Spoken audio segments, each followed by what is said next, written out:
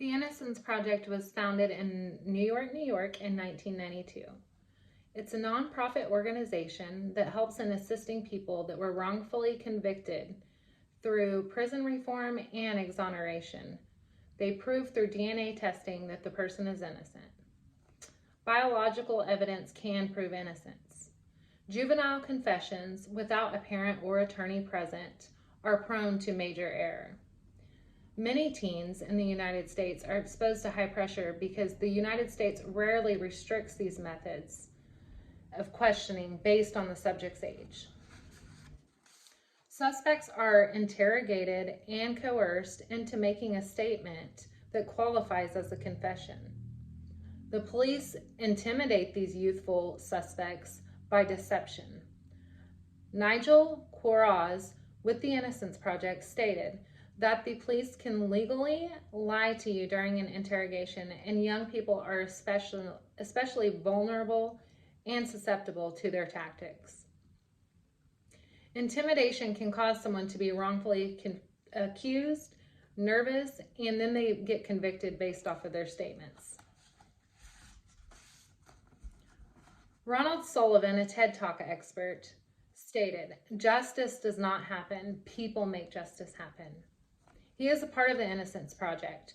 Ronald Sullivan investigates the initial interrogation and discovers a juvenile at the time has been intimidated by police.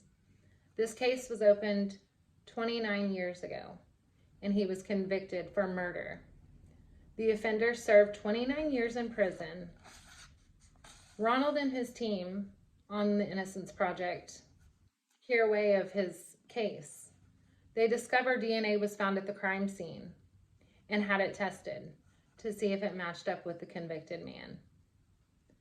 The DNA did not match. The team presents to the courts, and the judge tells the man, "You're free to go," after spending 29 years in prison. The Innocence Project really hits close to home for me.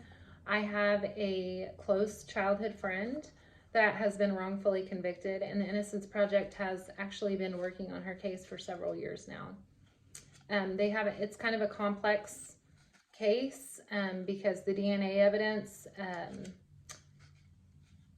has not been able to be proven yet because it's such a hard situation. I don't really want to go into details, but her case is very complex, and so they haven't been able to get her exonerated yet. She has 4 more years to serve, and then she'll be eligible to be released. So the Innocence Project, I believe, is a great thing. We want to be able to trust our police and our lawmakers, and sometimes that's hard because there's a lot of dishonest people out there. There's a lot of police that are trying to get recognition for the wrong reasons. Don't get me wrong, I believe that our police are amazing, but there are, a few bad apples out there that just want to get it for the limelight, and